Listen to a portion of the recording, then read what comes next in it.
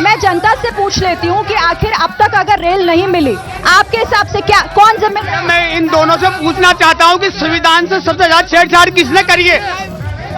अशोक गहलोत जी ने, नमो नारायण जी ने पैसा पास किया था। इन्होंने 10 साल में क्या किया? 10 साल से MP है ये, इन्होंने क्या किया?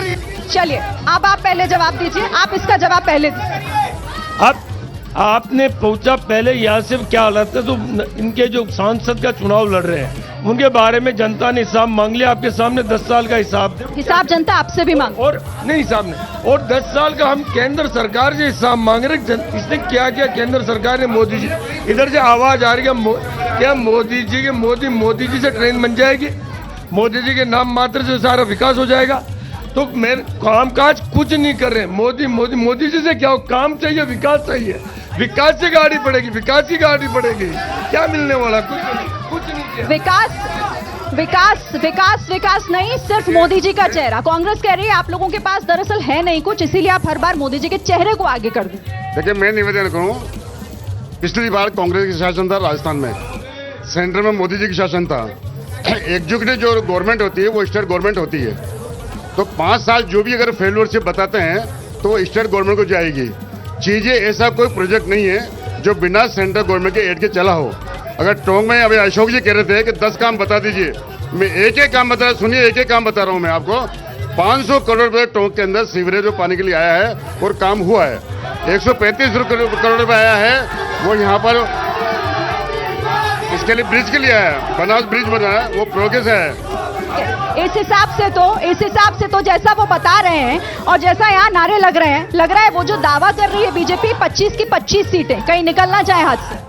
अभी साहब राजस्थान के अंदर जो वातावरण है, और वातावरण इसलिए है कि लोग इनके झूठ से परेशान हो चुके हैं। इन लोगों ने कहा था कि विदेशों से काला धन लेके आएंगे, सभी के खातों में 15-15 लाख रुपए जमा कराएंगे, सभी को 20 लाख नौकरियां लेंगे। कोरोना काल, और सबसे बड़ी बात जो इन्होंने पूरे कालखंड के अंदर जो किया है, इन्होंने 10 साल के अंदर जौनपुरिया जी ने कोई एक विकास का कार्य किया हो। जो भी कार्य हुए, चाहे बिशनपुर हो कि टोंक हो, जो भी नई रिचाई दी, जनता मान नहीं रही है, आप भले ही बोले। अच्छा, अब आपके बीएसपी के नेता भी हमारे बीच आ गए हैं। बहुत देर कर दी आपने आते आते, कहीं बहुत देर कर दी आपने इस मंच पर आते आते, कहीं चुनावों में भी पीछे ना रह जाए। जी, हम थोड़ा सा फील्ड में चले गए थे इसलिए। क्या चुनाव इस बार चुनाव में बीएसपी की तैयारी क्या है?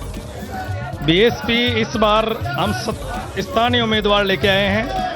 जो बीजेपी से एक उम्मीदवार है वो बाहर ही हैं, कांग्रेस से जो उम्मीदवार है वो भी पहले बीजेपी के पूर्व सांसद हैं, और हम क्षेत्रीय लोकल उम्मीदवार लेके आए हैं प्रहलाद जी सैनी, जो यहाँ के स्थानीय जो भी मुद्दे हैं उनको वो अच्छी तरह से देख रहे हैं, और संसद में जाके यहाँ जो भी लोकल विकास की बातें हैं वो पूरी करेंगे। चलिए, विधायक जी हमारे साथ हैं बीजेपी के, मुझे आप इसका जवाब दीजिएगा जो वो कह रहे हैं। अच्छा, ये आरोप तो देखिए विपक्ष आप पर लगातार लगा भी रहा है कि क्योंकि आप लोगों को 1 मिनट 400 पार का नारा जो है वो सच करना है, इसीलिए जो आए सबको अपनी पार्टी में शामिल कर लिया। ये टोंक जिला बहुत बड़ा जिला है।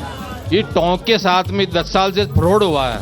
आज मुझे बताइए, सचिन पायलट जो इनके राष्ट्रीय लीडर हैं और इतने बढ़िया लीडर हैं कि गहलोत साहब खुद कहते हैं निकम्मा और निकारा। उस व्यक्ति ने टोंक में क्या विकास करवाया मुझे बता दीजिए आप, मुझे बता दीजिए क्या विकास करवाया।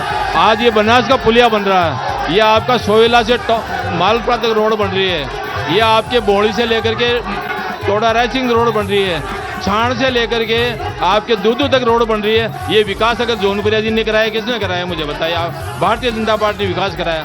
जिस भारतीय जनता पार्टी को पूरा विश्व मान रहा है उसको ये मानने को तैयार ही नहीं है। आप मेरे साथी हैं रामविलास जी, और आप इनसे पूछिए कि 10 साल में इन्होंने टोंक में इन्होंने पायलट साहब ने क्या काम कराया। ठीक है, इस पर हम बात करेंगे, क्योंकि काम किसने किया है ये तो आप लोग तो दावे करेंगे, जवाब हमारी जनता देगी।